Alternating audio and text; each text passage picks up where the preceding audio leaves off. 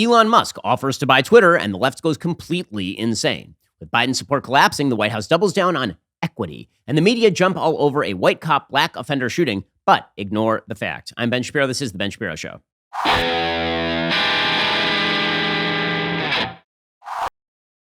This show is sponsored by ExpressVPN. It's time to stand up against big tech. Protect your data at expressvpn.com/Ben. One thing you might have noticed, a lot of corporations, not your friends, not only because they don't like your priorities, but also because they're charging you just too much money these days. That is particularly true of your phone company. Verizon, AT&T, T-Mobile, they are charging you a lot of money for stuff that you actually don't need. It's time to ditch them in favor of Pure Talk. Pure Talk has the same 5G coverage as one of the big guys, but saves the average family over $800 a year. I made the switch. What exactly is your excuse? You can keep your number, keep your phone, or get huge discounts on the latest iPhones and Androids. They've got unlimited talk, text, 6 gigs of data for just $30 a month, or get unlimited data and you can still save a fortune. Go to puretalk.com, enter promo code Shapiro. You will save 50% off your very first month of coverage. That is puretalk.com, promo code Shapiro. Pure Talk is simply smarter wireless. Go check them out today. Again, puretalk.com, use my promo code Shapiro. You will save 50% off that very first month of coverage. You'll be getting the same coverage as one of the big guys. And again, you're going to be saving tons of money and not giving your money to people who hate your guts.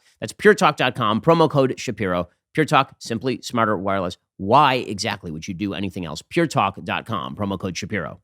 Elon Musk has now made an audacious offer to buy all of Twitter and to take it private.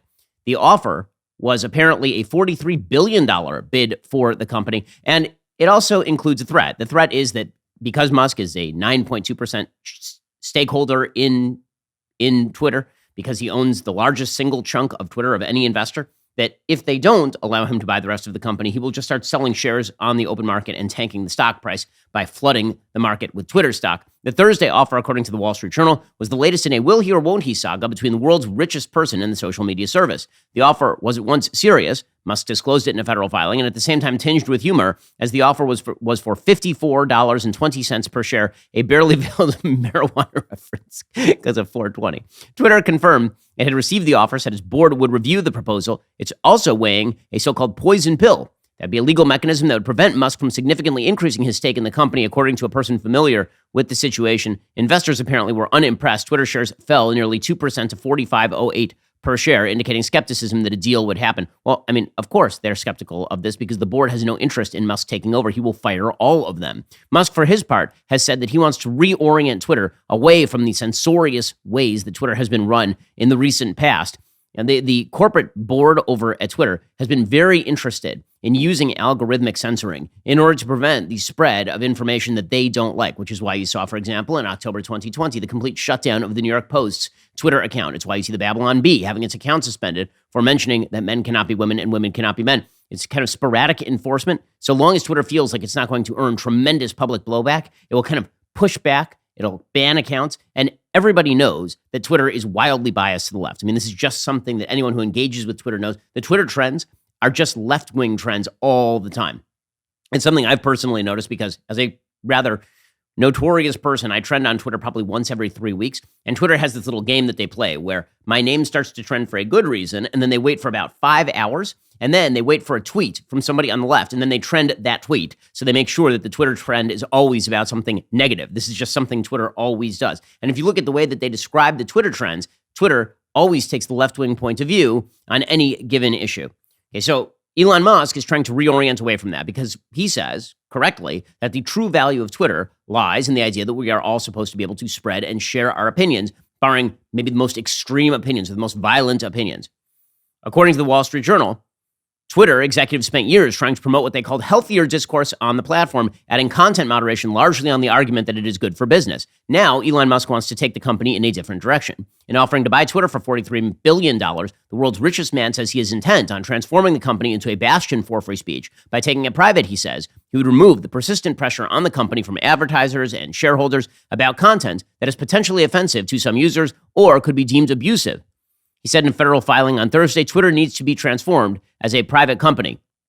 That moderation light philosophy flies in the face of what Twitter has been attempting to do since about 2016, when both Salesforce.com and Walt Disney Company seriously considered offers, and their executives then said, we wouldn't offer it to Twitter because it was too open. We needed them to shut it down. The nastiness is extraordinary on Twitter, said former Walt Disney CEO Robert Iger in 2019. Like a lot of these platforms, they have the ability to do a lot of good in our world. They have an ability to do a lot of bad. I didn't want to take that on. And this has always been the particularly peculiar narcissism and egoism of a lot of people in big tech. You're engineers. Your entire job is just to be a platform. And yet suddenly, because many people are using your service, because it is a platform, you now feel that God has tapped you on the shoulder in some way and told you that it is your job to increase the value of the discourse. It's your job to make discourse better. It's your job to nudge people in Cass Sunstein fashion and make them better human beings. Mark Zuckerberg is not capable of making you a better human being. Jack Dorsey is not capable of making you a better human being. And Elon Musk is not capable of making you a better human being. Nor are they truly capable of making the discourse in the country wildly better through their censorious efforts. Instead, what ends up happening is they ban a bunch of accounts that ought not be banned. And then those people go and they find other ways to distribute their information. And all the people who are disenchanted with the service think that the service is biased against them, because it usually is. Musk does want to take that on. Over the past 2 weeks, he has argued in a blizzard of tweets, and again Thursday in his securities filing, that censorship, not abuse, is the company's core problem, which again, as Musk is saying, this is true. This has been true for a very, very long time. As somebody who makes his living online, as somebody who has 4 million Twitter followers, and I would say maybe 10 million overall social media followers minimum, I can tell you that when they switch over the algorithms without telling you what is going on in order to minimize the reach of particular posts, this makes everyone very suspicious of one another, and it actually silos people off. I would much rather that I see more left-wing content. I do already. I'd rather see more left-wing content so long as it means I also get to see more right-wing content than see exactly what Twitter wants me to see. So Musk did an interview at a TED conference in Vancouver over the last 24 hours, and he went off on the free speech orientation of Twitter. Here's what he had to say. If in doubt, let the speech, let it exist. It would have, if it's a gray area, I would say let the tweet exist. I do think that we want to be just very reluctant to delete things and have just be very cautious with permanent bans. Of course, he's exactly correct about all of this. He said any action should be made apparent so anyone can see what is happening behind the scenes. So there's no manipulation, either algorithmically or manually, which of course is something we've been calling for here at the Daily Wire for quite a while. Is if you're going to manipulate us, at least show us what manipulation is taking place. Don't make us kind of shoot in the dark for how you are suppressing information or not suppressing information. That suspicion, by the way, is what leads to the rise of conspiracism. Because if I don't know what's happening behind closed doors, but I know you're doing something to screw with how my speech is distributed behind closed doors, this makes me more likely to believe conspiracy theories about exactly what it is that you are doing and what it is that you are thinking. Musk continued by saying that it's important that we have broadly inclusive platforms, that the play that he's making for Twitter is not predominantly a profit-driven play, which, by the way, I'm sure is true. There are a lot of people saying, no, it is a profit-driven play for Musk. Well, I mean, profit, I'm sure, is involved because Musk is a very, very wealthy man who doesn't make stupid economic decisions as a general matter. However, there are better investments than Twitter. I think that Musk actually does believe that he makes a world of difference by getting involved in platforms like Twitter and opening them up. My strong intuitive sense is that having a public platform that is maximally trusted and broadly inclusive is extremely important to the future of civilization. He is absolutely correct about this. If we can't have platforms where we at least argue and discuss with one another, if there's a feeling that you have to be on a different platform in order to discuss politics than Twitter, and Twitter is just for the left-wingers, it's amazing. Everybody on the left is constantly worried about news siloing, about information siloing. You guys created the silos. You are the ones who are hardening the silos. We know what you are doing. On a business level, Musk says he's not sure that he's going to be able to acquire Twitter. There's already been pushback from some of the investors, including a Saudi prince who's a major Twitter shareholder. His name is Al-Walid bin Talal. He took to Twitter to say he was already rejecting the entrepreneur's cash offer for the social media platform because it was apparently too low. Musk, for his part, he then tweeted, you know what, why don't you ask the shareholders whether it's too low? He said, quote, it would be utterly indefensible not to put this offer to a shareholder vote. They own the company, not the board of directors. He also pointed out in a filing that, you guys, there's been like Goldman Sachs reports showing exactly how much the company is worth, and I'm offering you more than the company is worth. He posted the Goldman Sachs rating for the company, according to Daily Wire. He said, quote, if the current Twitter board takes actions contrary to shareholder interest, they would be breaching their fiduciary duty. The liability, they would thereby assume, would be titanic in scale. And he posted a screenshot of Goldman Sachs' equity research rating for Twitter, saying that the company was a sell stock as it was falling behind performance forecasts, which of course is true. They lost a lot of money last year. They lost a lot of money the year before. According to Goldman Sachs, in analyzing Twitter's Q4 21 earnings report and forward operating commentary, a few key themes, many of them reiteration of the past year, were front and center. First, Twitter management expressed optimism on the ability to grow users at an accelerated pace versus prior periods. However, we remain below that forecast. Second, Twitter remains in investment mode against goals aimed at user growth, product innovation, and advertising diversification. So he's saying, you guys keep saying that it's worth a lot of money, but I've noticed that you guys keep losing money. And then when I offer to pay you a lot more money than the stock is actually worth, you're telling me no, right? He is offering $54.20. The stock is currently valued at somewhere between $43 and $47, kind of bouncing around a little bit. So he's offering a pretty solid premium above what the actual public stock price is worth. And a bunch of people are saying they don't want to sell their stock. That has a lot less to do, I have a feeling, with people not willing to make profit because they really think the upward trajectory of Twitter is strong. And a lot more to do with the simple fact that they don't like the idea that Musk is going to come in and open up the business. And you can see this from the commentary. So, for example, you have Scott Kessler, vice president and global lead for technology at Third Bridge, a research firm, quote, sometimes when people are idealistic or aspirational, they don't think about the other side of these considerations. Reducing harassment is something the company spent a lot of time and money on over the last couple of years. I think by many accounts, they've done a pretty good job. Joan Donovan, research director at Harvard Kennedy's Shorenstein Center on Media, Politics, and Public Policy, said reducing the harm caused by online campaigns targeting minorities and other vulnerable groups needs to be a priority in the C-suite. Musk does not seem concerned with that. Now, I've noticed that they keep quoting people who have never owned a business. They're quoting a lot of people who are experts and academics, people who work for places like the Harvard Kennedy Shorenstein Center on Media, research directors. And you know what? They aren't billionaires. And there is a reason they're not billionaires. Now, there's some equity analysts who are saying, no. The real reason that Twitter is doing this is because they want to be more advertiser friendly. But here's the thing. When you have as many users as Twitter has, advertisers will find a way to advertise on your platform. And all these sort of gutlessness where they say, advertisers might run screaming away from our platform. Yeah, no, they won't. Advertisers will deal with it. And what they will say is the same thing that advertisers should always say, which is, we're not responsible for every comment on Twitter. We just advertise on Twitter because that's where the eyeballs are, which is the way the business is supposed to work in the first place. Musk did say he's not sure that he's going to be able to acquire Twitter because, of course, the board is attempting to put all these poison pills in the deal. Here was Musk yesterday.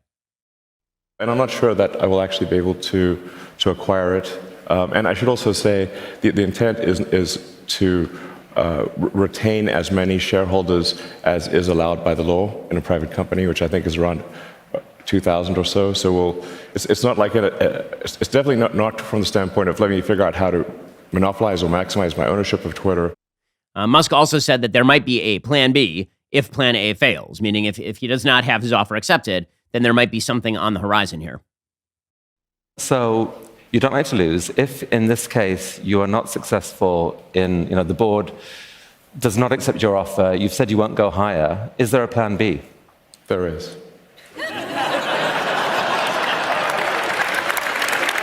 I think we would like to hear a little bit about plan B. For another time, I think. Another time? Yeah. All right. Mm-hmm. Well, good for him. Good for him. Well, the left is highly disappointed in the fact that Elon Musk might open up Twitter. But I'll tell you what's disappointing for you. Heading on over to that auto parts store. Very, very disappointing. You're going to wait in line for a long time. You're going to get to the front. The guy behind the counter is going to be like, bro, got to order it online. Don't have the part. And then he's going to upcharge you 50%. And then it's going to arrive in like 3 weeks. Or you could just use the interwebs the way everybody does these days. You need to check out rockauto.com. The value of your minivan, pickup, sedan, or whatever you drive probably appreciated significantly last year. You can take care of your automotive investment and keep more of your cash by buying the auto parts you need to maintain and repair your vehicle at rockauto.com. RockAuto.com only sells auto parts and related tools. They've been doing it for over 20 years. Their unique, intuitive catalog includes photos, specs, installation tips, make it easy to choose the correct parts for your specific vehicle. They not only have the auto parts you need, they'll give you a selection of trusted name brands to choose from, so you can pick brakes that match how you use your vehicle, whether that's for towing, racing, or just commuting to work. You can get suspension, exhaust, air conditioning, and other kits that provide all the parts that you need for a successful repair. Head on over to rockauto.com for your auto parts and write Shapiro in their How Did You Hear About Us box so they know that we sent you. Again, that's rockauto.com and write Shapiro in their How Did You Hear About Us box so they know that you were sent by this show. So a lot of people on the right are celebrating Musk. A lot of people on the left are very angry at Musk. I mean, listen, I think Musk is doing amazing work. I mean, first of all, he's an amazing entrepreneur. He's revitalized the space program in the United States. Tesla is an incredible company. And he is one of the great entrepreneurial stories of the 21st century, maybe the best entrepreneurial story of the 21st century. And the fact that he is now dipping his toe into these waters in an attempt to broaden freedom of speech makes him somewhat heroic. Okay, I'm not going to put any sort of shine on this. It is a heroic act to take your money and put it where your mouth is. If you believe that Twitter is doing a bad job in preventing content from being disseminated to the public, and then you decide to take billions of dollars and plop them on the table, this is an act of actual free speech heroism. And the people he's fighting are all on the board. Right? Twitter's CEO, Parag Agrawal, according to the Wall Street Journal, declined to discuss specifics of Musk's offer, only saying the board was considering it. He said the company had a strong culture of protecting its users and that, quote, no one man can change that. Well, I mean, he can if he actually just takes over the company. Now, the left has lost its mind, and this just shows you where they are in free speech. They hate the idea of a platform that is not moderated by a bunch of left-wingers sitting in offices in Silicon Valley. They cannot deal with it. And they cannot deal with the idea that the algorithm should be public. It's amazing. Now, I've said for a while that we are now in an unbelievable, sort of a bizarre period in which the press are the leading advocates of censorship.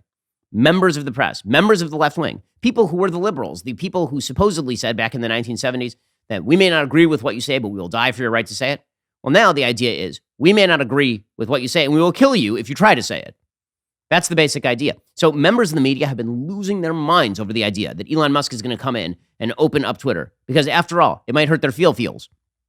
So you have Axios. Here's a headline from Axios, quote, Elon Musk goes into full goblin mode.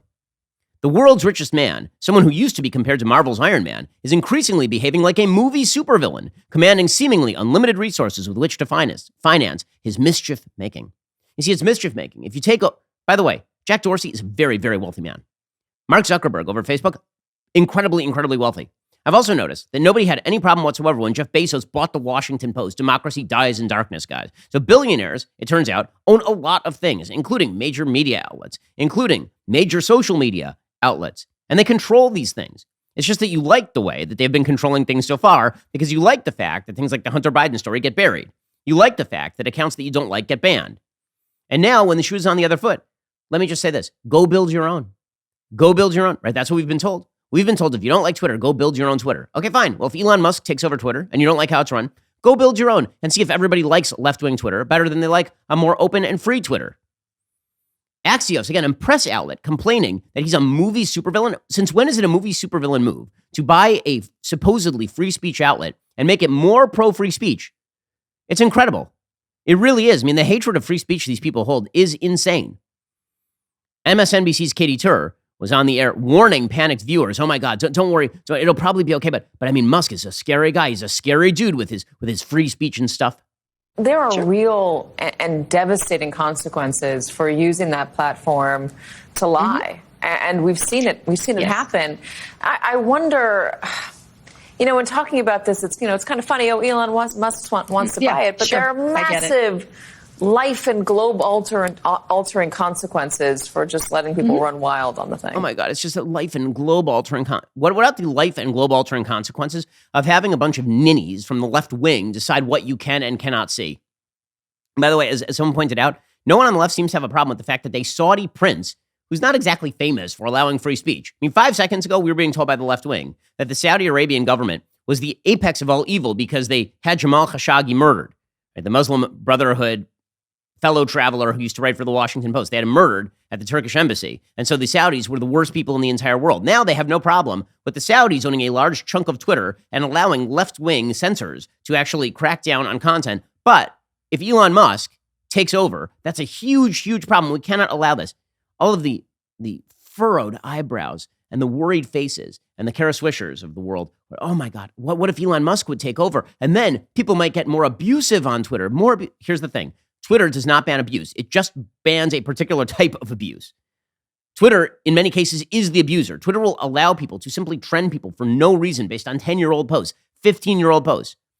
Twitter is an abusive place. As I've said before, it is a place to dunk and be dunked upon. That is all Twitter is. And yet everybody on the left is acting as though it's sacrosanct territory. Sort of reminiscent to that time that I wrote the Politico playbook about a year and a half ago, and the entire Politico newsroom had to have an all-hands meeting in order to assuage the feelings of all of the weeping children who constitute their editorial staff. It's the same thing, except the entire press. The entire press is now, oh my God, Twitter? Our playground, the place where we develop policies like boys can be girls and girls can be boys. You're saying that you might not ban the people we want you to ban? That has life and globe-altering consequences. Well, yes, that's Elon Musk's point, that when you guys set the standard, you alter the way that politics is run. And maybe you ought not be the final arbiters. Maybe you ought to let the people decide. And if there are going to be algorithmic changes or algorithmic demotions of particular content, maybe that ought to be transparent so that we can all see what's going on. These advocates of freedom and openness of information, it turns out they're not interested in free and open information. They're interested in funneling the information they want directly into your skull. And if anybody gets in the way of that, including Elon Musk, this makes him really bad. And you can see the fun in all the people on the left who have now flipped on this. Trump was a fascist, but if I don't get exactly what I want, democracy dies in darkness. So you have Robert Reich, former Treasury Secretary under Bill Clinton, and he tweets out, Trump is suing Facebook, Twitter, and Google for violating his First Amendment rights by keeping him off their platforms. Someone should remind him there are private companies to which the First Amendment doesn't apply. That is in July of 2021. Fast forward less than a year, quote, we are watching a hostile takeover of Twitter by the richest man in the world who regularly tries to silence critics. This is what oligarchy looks like. So as a private company that can do whatever it wants, when it was banning Trump, when it's Elon Musk saying, I want to unban people, then it's a hostile takeover of Twitter by a rich man who is an oligarch. It's pathetic.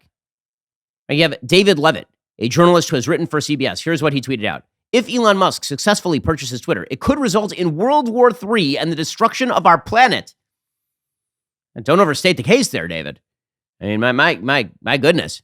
And World War III and the destruction of our planet if Elon Musk takes up. By the way, these people are so up their own asses. It's unbelievable. I mean, their heads are so far up their colon, it's coming out their face again. That you have to really live on Twitter if you believe that Elon Musk taking over Twitter is going to destroy the earth. It's really. I mean, we have hundreds of thousands of people who are murdered in wars every single year around the planet. Elon Musk takes over a social media service where people jabber and send memes to one another, and suddenly this is World War III and the end of our planet. But you can see the panic is real. And the panic, again, is because their institutional control is threatened, and Musk is threatening their institutional control, and they cannot take it.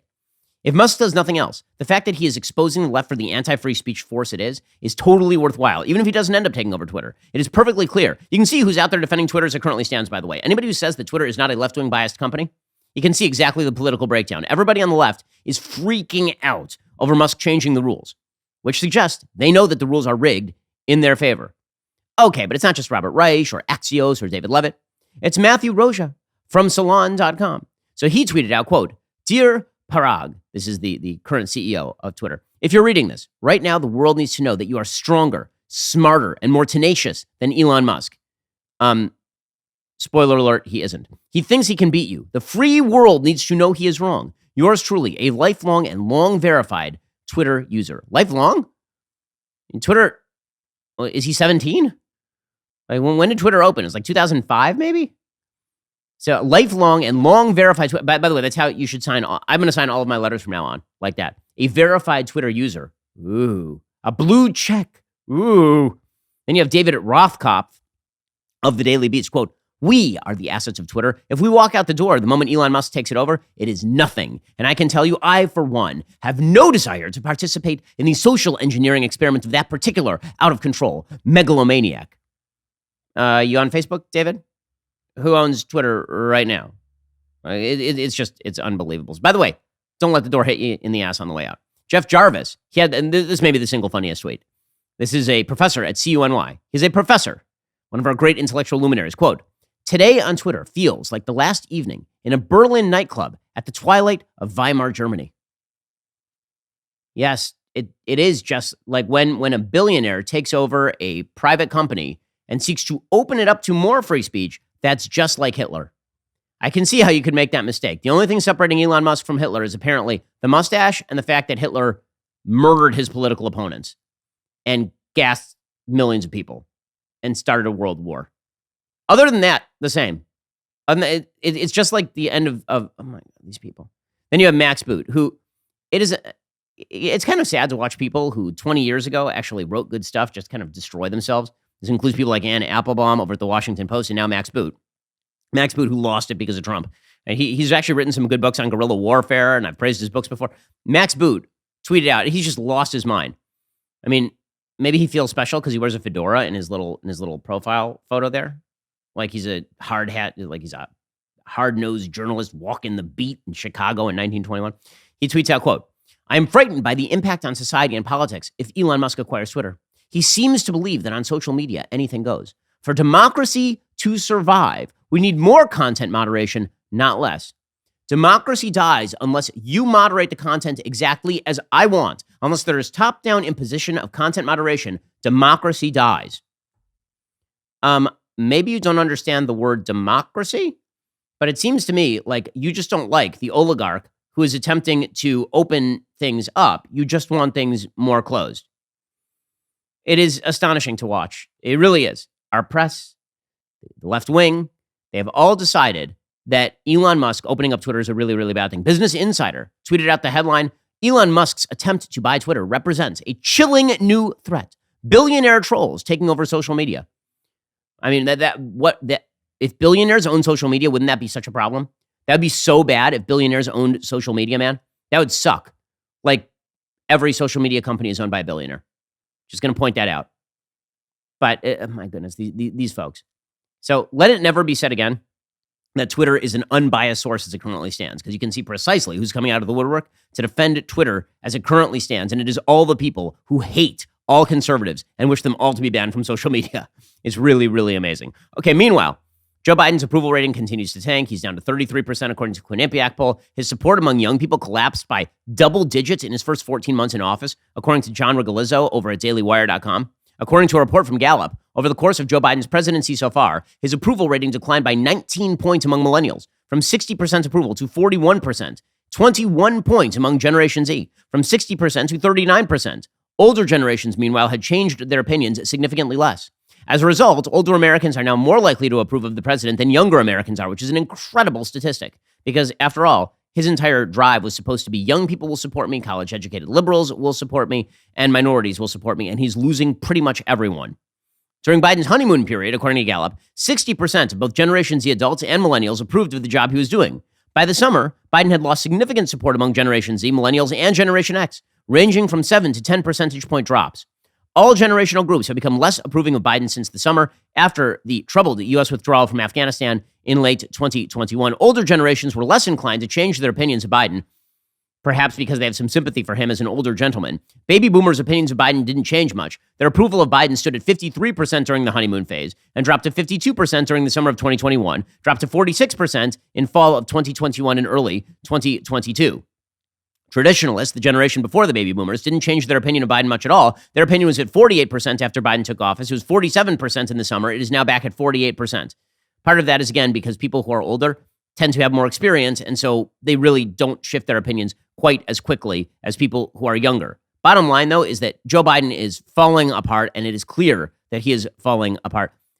Every one of these gaffes is now painful to watch. So yesterday, Joe Biden, he suggested that we are cutting down all of our forests. I don't know where he is getting this information, but here's Joe Biden talking about environmentalism or something.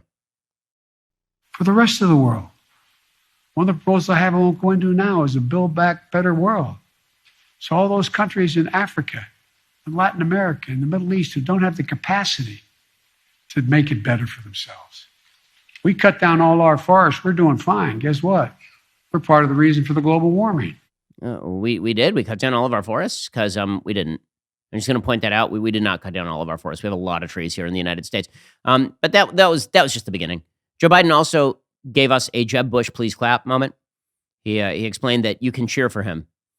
Well, the problem is no one wants to, Joe. No one. Here we go. Thanks for making a difference for the families here in North Carolina, Governor. You're setting an example across the country. Thank you. And look, you can cheer. It's all right. Oh, my goodness. Okay, but that wasn't the worst. Okay, so the worst is he finishes this speech, and Joe Biden literally starts shaking hands with nobody, like people who aren't there. He's shaking hands with ghosts.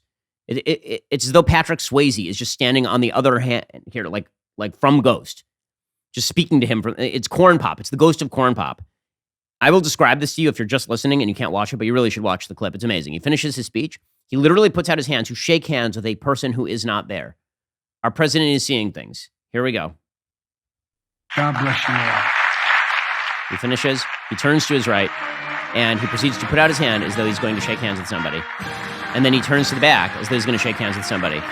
Corn Pop is in neither place. And then he just wanders around the stage aimlessly until somebody directs him off stage. He's definitely with it. So this Biden administration, which is in serious, serious trouble, they've come up with their new plan. Wait, guess what it is?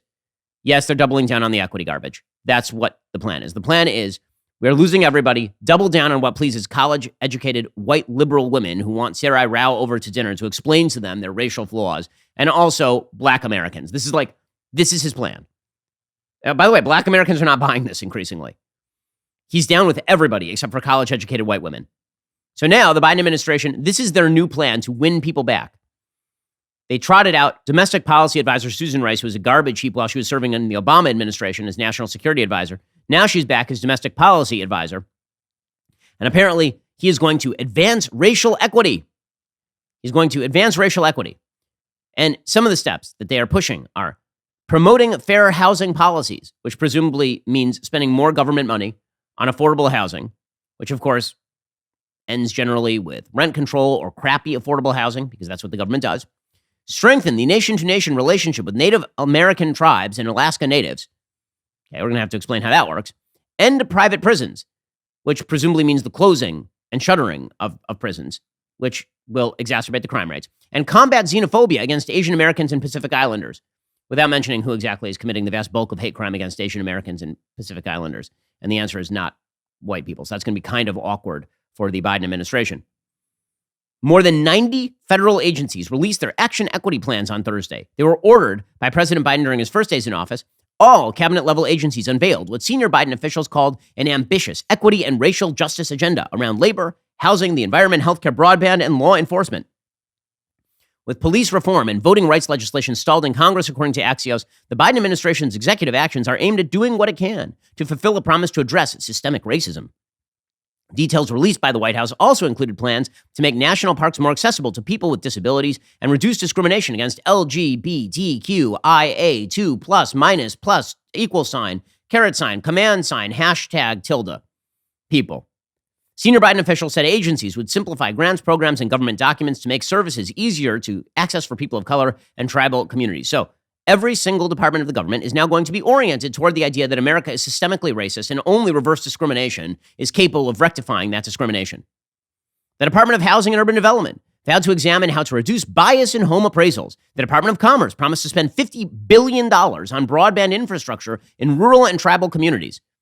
By the way, broadband infrastructure is definitely going to solve the problems in rural and tribal communities which have, unfortunately, an extensive rate of crime and alcoholism and abuse. Probably more internet is going to fix that. That's where we need to put our focus. The Department of Veterans Affairs said it will work to improve the social and economic determinants for the health of LGBTQIA plus minus divided by sign veterans. Because that's, with our military shrinking, we need the Department of Veterans Affairs really focused in on, the vast bulk of our soldiers who are in fact lesbian, gay, bisexual, transgender, queer, intersex, etc. NASA said it would release Earth science data in more accessible formats to show environmental challenges in underserved communities, because that's what NASA does. They don't explore space anymore. Instead, they release reports on how racist the environment is. Here, for example, is NASA explaining its new magical equity plan. We are no longer going to worry about, getting to Mars. We're going to worry about whether there are enough black astronauts or something. At NASA, all of our missions, whether it's in space or here on Earth, they're going to require equal opportunity. And so today we're releasing NASA's 2022 Equity Action Plan. It outlines this agency's strategy to improve fairness and to try to give more opportunities for Americans across the country. Diversity in space. Yeah, I'm sure we're freaking out the Chinese with this stuff. I mean, if we don't have a lesbian little person in space by the year 2025, I think America has failed. I mean, honestly, we've had first black woman vice president, first black female Supreme Court justice, although we don't know what a woman is. But until we have a lesbian transgender woman who's a little person, who is black, who has 1 foot in space, so that we have equal opportunity, I think NASA has failed. That's really where things are at. And so this is all exciting stuff. Well, the media and the Biden administration, they're very focused on equity. But here's the thing. All of that is a lie. What they're actually focused on is just lying to you. We're not going to do that here at Daily Wire. The Daily Wire is intent on changing the culture, which is why we are actively changing it in literally all the ways we can possibly find. Now we've started our own publishing wing called DW Books. We are proud to publish books that actively fight the left's monopoly on storytelling, like Fiery but Mostly Peaceful, The 2020 Riots and the Gaslighting of America by Julio Rosas, who pulls back the curtain on the Black Lives Matter riots that broke out across the country in the aftermath of George Floyd's death. Rosas was reporting from the ground firsthand, and he gives his experiences and exposes the media's attempts to convince Americans the fatal and destructive riots were actually mostly peaceful. Check out the trailer. The media gaslit the American people for all of 2020 as the riots unfolded. They did not give you the full story. I was there. George Floyd, Kyle Rittenhouse, Ray Sharp Brooks, Chaz in Seattle. I saw all the riots with my own eyes. Windshields being smashed, giant rocks that were being thrown, businesses that were starting to be looted. The crowd started to become hostile. All the cops were trapped and surrounded. Police were being ordered to retreat. I experienced the tear gas, I experienced the smoke. This was very real to me. The mainstream media, they were trying to call them protests. CNN with that Chiron saying fiery but mostly peaceful. They're trying to push a narrative of don't believe your lying eyes because they were trying to appease that very dedicated Antifa movement that's there. When you read my book, Fiery but Mostly Peaceful, you will get the full story. You will learn what actually happened during the riots of 2020 and what the media did not want to tell you. Buy my book, Fiery but Mostly Peaceful, everywhere books are sold. Yeah, I mean, the media lied so unbelievably much in 2020, and Julio really does pull back the curtain because he was there. The book is available for pre-order on Amazon or anywhere you buy books online. Go pre-order your copy today. You're listening to the largest, fastest-growing conservative podcast and radio show in the nation.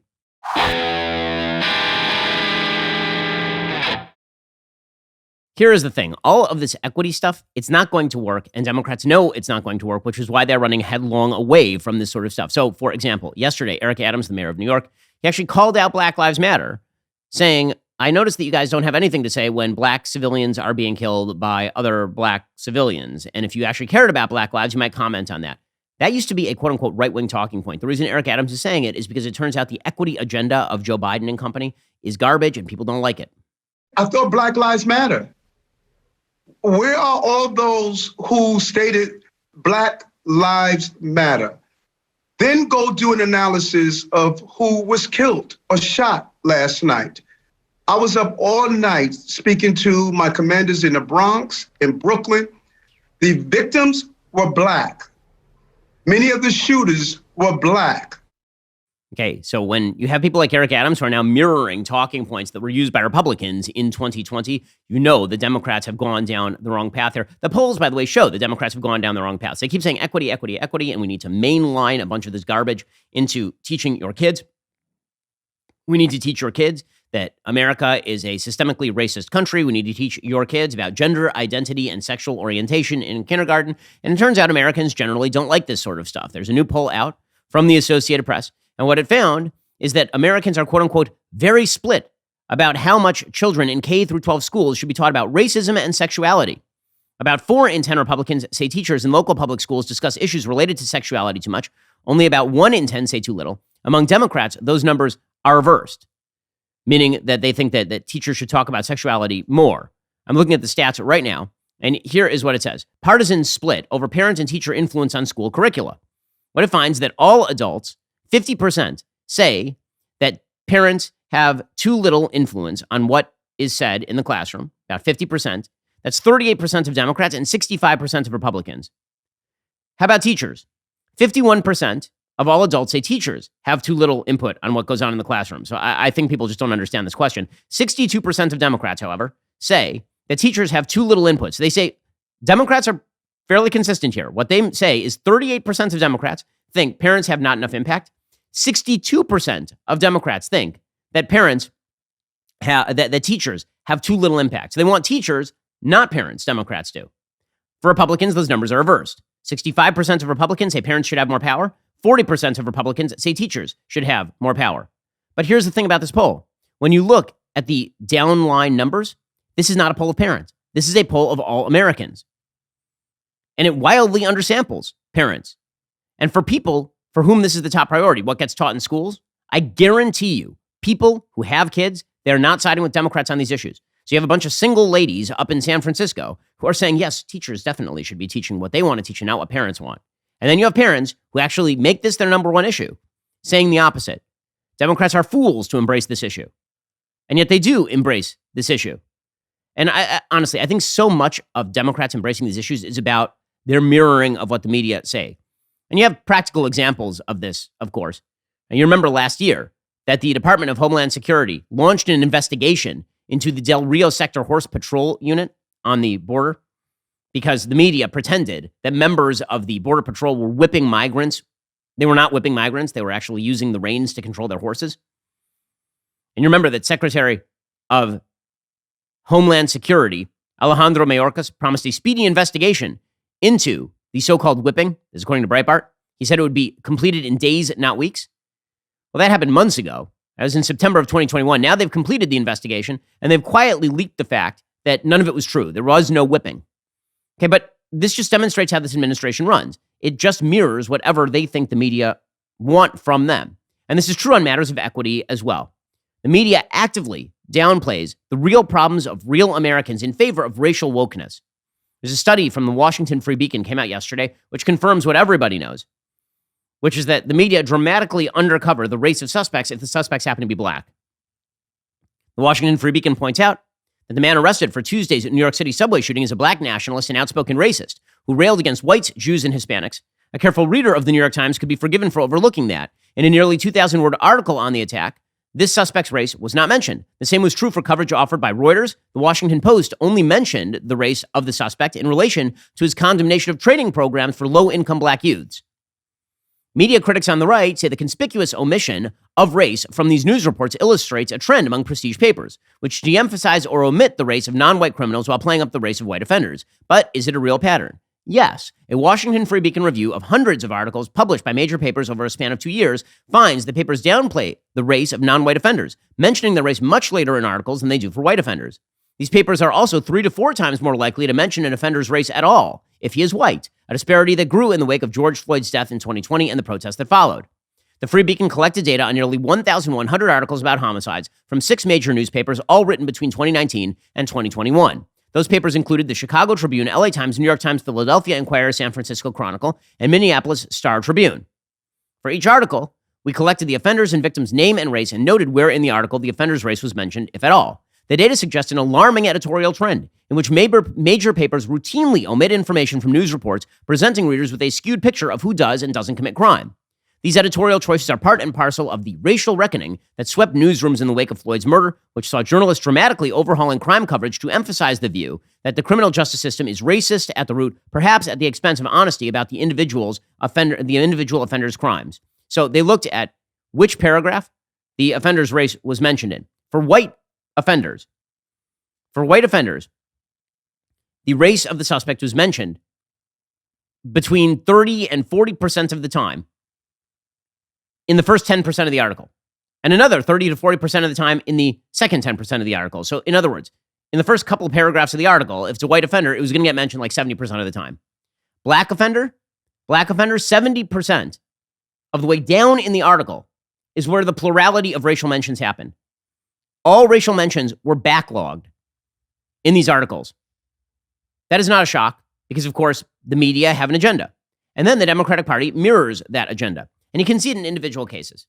Okay, the media will go out of their way to cover certain crime stories as national crime stories, and they will go out of their way to downplay certain crime stories as national crime stories. So as I mentioned yesterday, there was a black man who went around attempting to ram Orthodox Jews with his car in Lakewood, New Jersey. It is not a national news story. You don't know the name of the man unless you listen to the show. You don't even know about the story unless you listen to the show. However, there's a full-scale, long piece in the Washington Post today about a man who was shot by the cops. His name was Patrick Loyola. He was killed by a police officer in the western Michigan city of Grand Rapids. Here's the way the Washington Post describes it. Quote, what began as a traffic stop ended with Loyola shot in the head. The latest police shooting of an unarmed black man to shake the nation. He was 26 years old, a father of two. The headline from the Washington Post is, family of man shot by Michigan police. A son was, quote, killed like an animal. Sounds like rather inflammatory coverage, does it not? I mean, it sounds as though this person was just killed for no reason at all. Well, fortunately, there is tape of the incident. And what the tape of the incident actually shows is that this particular suspect not only resisted arrest, but grabbed the officer's taser and then proceeded to wrestle with the officer on the ground continuously for minutes at a time. In fact, we have some of the tape. This is disturbing, so if you're disturbed by this sort of thing, don't watch it. But you can see the suspect repeatedly put his hand on the officer's taser. Rule of thumb, if you grab an officer's taser, you're going to get shot. That is the rule of thumb. And you are no longer unarmed. If you grab an officer's taser or you attempt to take a taser away from an officer, you are attempting to become armed. That is the goal of grabbing the taser in the first place. No officer of the law anywhere in the United States will allow you to take a weapon off them without shooting you. Simple fact. And yet the Washington Post covers this as though this person, you read the first few paragraphs, and what you get is that this guy was shot for no reason whatsoever. His mother, Dorcas Loyola, said through tears, quote, I'm surprised and astonished to see that it's here that my son has been killed with a bullet. That was my beloved son. I'm sure that's true. But that does not change the underlying facts, which is if you resist arrest from a cop by trying to grab his weapon, you're going to get shot. The department released 4 videos on Wednesday that showed the incident from various vantage points, including from the passenger riding with Loyola and the officer's body camera, which turned off as the men struggled and didn't capture the shooting because of the pressure on the camera, presumably. And then, of course, you get the obligatory paragraphs about the local authorities who are troubled by the footage and how the video is painful to watch. Yes, it turns out that virtually all police footage is very difficult to watch, particularly when someone dies on camera. But the tape shows Loyola grabbing repeatedly for the weapon. Okay, here's some of the tape. You can see. Look, he takes his hand, he has it, he's grabbing the officer's taser right now. He's not letting go of the officer's taser. Right? Let go of the taser! Okay, you can see. He's going to yell, let go of the taser. Okay, and then he shoots the suspect. And the reason he shoots the suspect, and it's horrible to watch, it always is horrible to watch somebody die on camera. Terrible, terrible stuff. That's the difficulty of being a police officer when someone is trying to take a taser off of you. Family said the video showed he was not posing a threat when he was killed. They described it as difficult to watch, with Loyola's brother Thomas calling it the, quote, most horrifying thing I've ever seen in my life. Well, I'm sure it is a horrifying thing to watch. But the notion that he was not posing a threat, he's repeatedly grabbing the taser. Now, the reason that I point this out is because every single case like this is covered by the media as though it is just purely a case of an innocent person being shot by the cops for no reason at all without resisting arrest. And then it is treated as an aspect of criminal justice racism.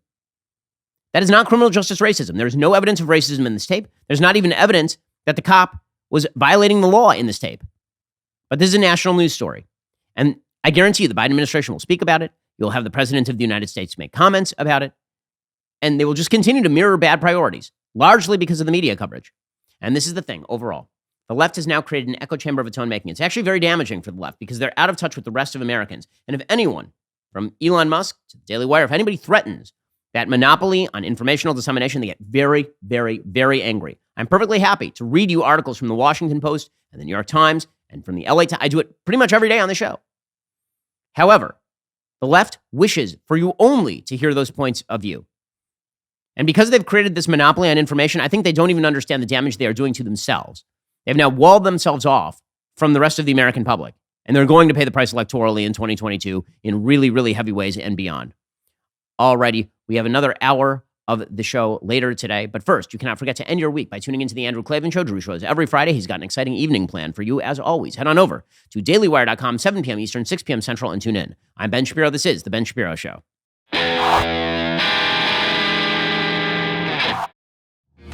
The Ben Shapiro Show is produced by Elliot Feld. Executive producer Jeremy Boring. Our supervising producer is Mathis Glover. And our production manager is Pavel Wydowski. Associate producer Bradford Carrington. Editing is by Adam Sayevitz. Audio is mixed by Mike Coromina. Hair and makeup is by Fabiola Cristina. Production assistant, Jessica Crand. The Ben Shapiro Show is a Daily Wire production. Copyright Daily Wire 2022. Hey everybody, this is Andrew Klavan, host of The Andrew Klavan Show. You know, some people are depressed because the republic is collapsing, the end of days is approaching, and the moon's turned to blood. But on The Andrew Klavan Show, that's where the fun just gets started. So come on over to The Andrew Klavan Show and laugh your way through the fall of the republic with me, Andrew Klavan.